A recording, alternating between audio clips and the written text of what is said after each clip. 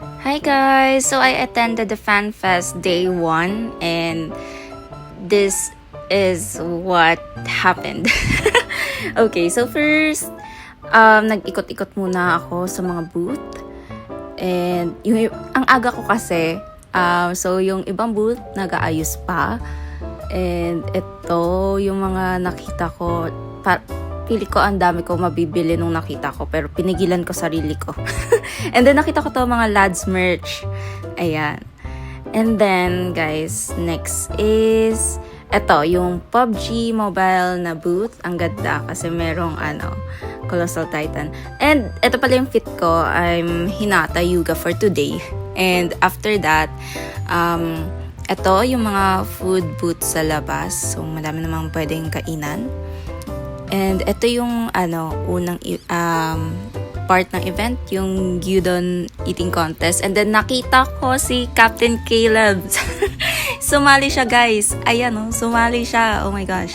Para kay MC yata yung prize para magdanalo siya dyan. And then ito, nakita ko yung ML booth. Sabi ni Kuya, kunwari napadaan lang daw ako kasi nakahinata ako. So kunwari napadaan ako sa ML booth. And then after that, nakita ko si Sasuke guys and nag-picture kami. Also, eto, sumali ako sa contest, yung cosplay catwalk. Ayan, guys, wala akong makita dyan dahil yung contact lens ko.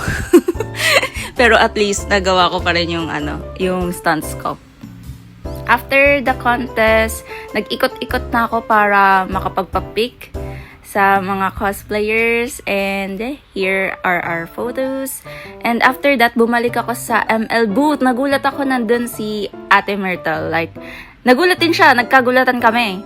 Tapos, sabi niya, tago daw ako sa likod. Kunwari daw, ini-stalk ko siya kasi siya si Naruto. Ako si Hinata. Like, di ba si Hinata, like, obsessed kay Naruto. So, iyon. And then, may Q&A siya. And then, I won. Ito, may binigay siyang merch from ML. And then, ayan, like, konting chikahan kami. And then, photos. Tapos, nung natapos na namin yung mga, iba, nagpa-pics ulit ako sa ibang cosplayers. Ayan. And, eto yung mga friends ko na nag-support sa akin. Thank you guys for the support. Ayan, nakakuha kami sa photo booth ni Naruto. Ang cute. So, after niya, nag-Midnight Dream photo studio kami and I will post